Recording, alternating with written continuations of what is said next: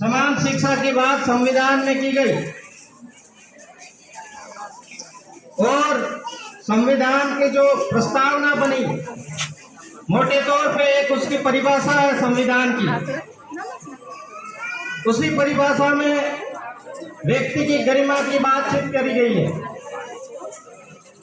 व्यक्ति की गरिमा का मतलब है इस देश में रहने वाला किसी भी वर्ग का व्यक्ति हो, चाहे महिला हो, पुरुष हो, बच्चा हो, किसी भी जाति धर्म मजहब का हो, उसको समान शिक्षा और उसके साथ समान व्यवहार किया जाएगा।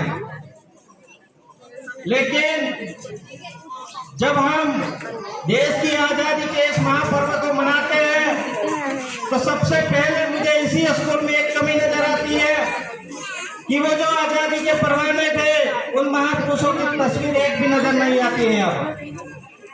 अब स्कूल की क्लासों में छोड़िए, हम यहाँ पर जो प्रोग्राम कर रहे हैं, जो महापर्व आयोजित कर रहे हैं, हमें आजादी के उन महापुरुषों से परिचित करा रहे हैं आने वाली भविष्य की पीढ़ी को।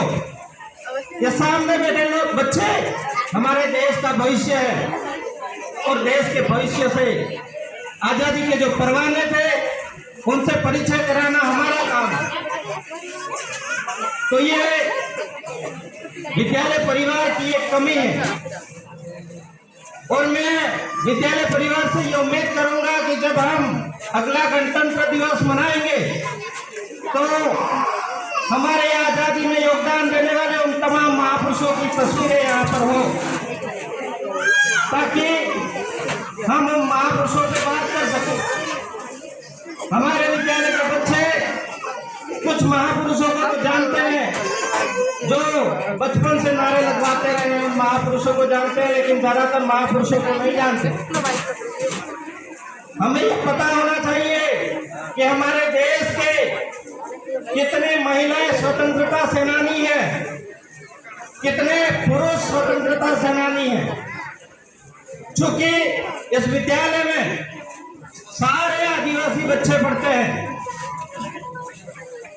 तो उन सारे आदिवासी बच्चों को ये पता होना चाहिए कि हमारे आदिवासी समाज के वो महापुरुष कौन थे जिन्होंने देश की आजादी में अपना महत्वपूर्ण योगदान दिया था।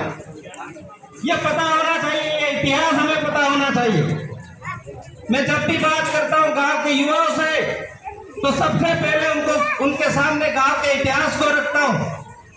किस प्रकार से इस पंचायत पहले बरुआवाड़ा हुआ करती थी और बदलते बदलते किस घटनाक्रम के माध्यम से ये संचिया हुआ जो आज अस्तित्व के रूप में है, यह हमें पता होना चाहिए। गांव के युवाओं को पता होना चाहिए, गांव के मेरे प्यारे छोटे भाइयों बहनों को ये बात पता होनी चाहिए।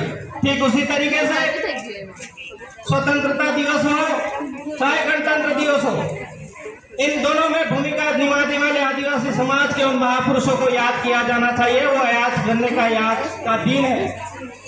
आज के दिन में हम याद नहीं करेंगे तो कब याद करेंगे, यह हमें पता होना चाहिए। विद्यालय परिवार के साथ में पीटीएम की कमेटी हो, एसएमसी की कमेटी हो, एसडीएमसी की कमेटी हो, सबके दिमाग में ये चीज होनी चाहिए कि इस समाज को आगे बढ़ाने में, इस देश को आगे बढ़ाने में आदिवासी समाज का महत्वपूर्ण योगदान है। चूंकि इस गांव में मैं देखता हूं कहने को तो 100% परिणाम भी देखने को मिलता है, लेकिन कोई 35% नंबर ला करके अगर पास हो गया और क्लास के सारे बच्चे पास हो गया, आप बताओ वो बच्चे आगे पढ़ने के लायक है कि नहीं? आप सोचिए, आत्मचिंतन करिए, वो बच्चा आगे जाके क्या करेंगे? हमें गुणवत्तापूर्ण शिक्षा चाहिए। गुणवत्तापूर्ण शिक्षा की जिम्मेदारी विद्यालय परिवार की है और उस पर निगरानी करने की जिम्मेवारी एसडीएमसी की, एसएमसी की है और गांव के तमाम उन नागरिकों की है जो इस गांव के हैं, जो इस गांव के हित के लिए सोचते हैं। उन सब की जिम्मेवारी है। बच्चों की पढ़ाई कितनी गुणवत्तापूर्ण हो रही है, कितनी नहीं हो रही है।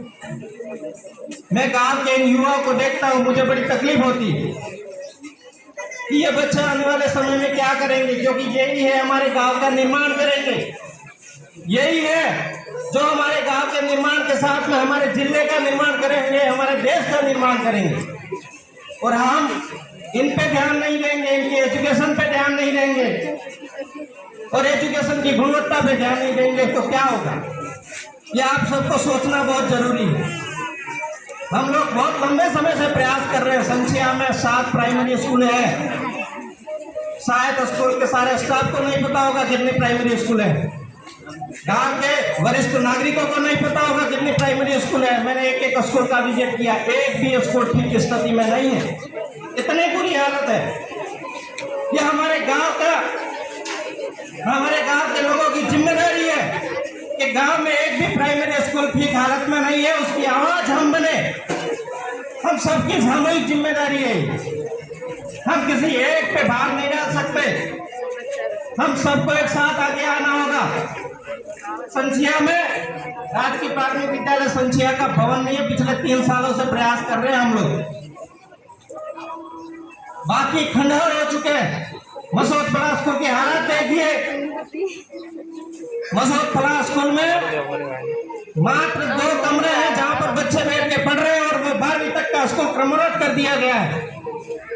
उस हालत में आपके बच्चे वहां पर कैसे पढ़ेंगे, सोचिए जरा। इसके बाद में भगोरा फला प्राथमिक विद्यालय, सरपंच प्रतिनिधि विनोद जी यहाँ पर बैठे। मैं आपसे निवेदन करता हूँ कि स्कूल में एक कमरा है, वो भी जर्जर होने की स्थिति में। बारिश का समय, किसी दिन बच्चों स्कूल गिर जाएगी, बच्चे मर जाएंगे गांव के। कम से कम पंचायत के बजट से 1 ट्रैक्टर रेती लगवा कर उसके मरम्मत करवाइए। आपको बार स्कूल के टीचर कह चुके हैं। ये हमें सोचना है, कोई बाहर से दूसरा व्यक्ति आकर नहीं सोचेगा हमारे बच्चों के लिए, हमारे विद्यालय के लिए। हमें देखना है। यहाँ पर अभी मैं साइन कर रहा था, यहाँ पर भी सांसद महोदय, विधायक महोदय के नाम से एप्लीकेशन तैयार हो रही है। हमें वहाँ महज फॉर्मुलेटी नहीं करनी है कि हम जाके दे के आ गए। ये जो एप्लीकेशन यहाँ से जाए, गांव के सैकड़ों नागरिकों के उस पर सिग्नेचर हो रहे हैं और उसका पूरा लाभ इस गांव को, इस विद्यालय को मिलना चाहिए।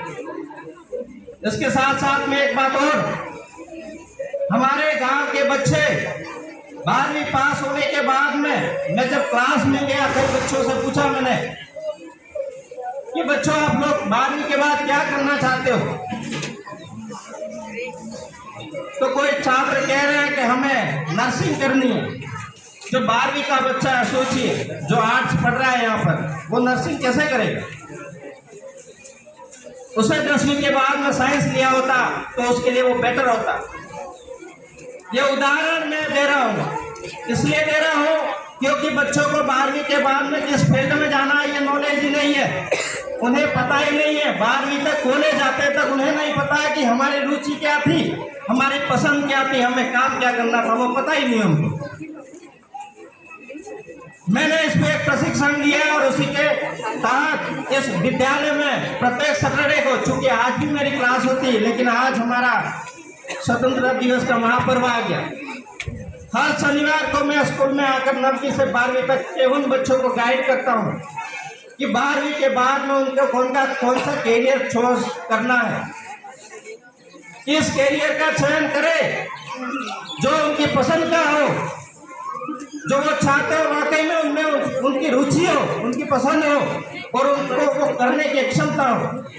मैं कोई अलग से उनको बताने वाला नहीं हूँ, मैं उनको ये पहचान करवाने वाला हूँ, तुम्हारी ये रुचि है, तुम्हारी ये स्ट्रेंथ है, तुम्हारी ये क्षमता है, आप उस पर काम कीजिए।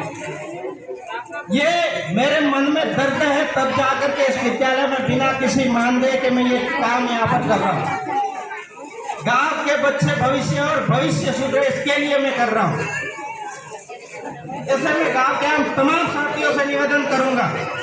हमारी कुछ टाइम पहले एसडीएमसी की मीटिंग भी हुई थी, उसमें विद्यालय के गुरुजनों ने हमसे ये निवेदन किया था कि ये पूरी तरह खंडर हो गया कमरा, अगर इसके ऊपर से पत्थर हटा करके टीन शेड का निर्माण कर दिया जाए तो कम से कम एक कमरा विद्यालय के बच्चों के बैठने के लिए महफूज हो सकता है। हमें गांव के तमाम भामाशाह को आगे आना होगा।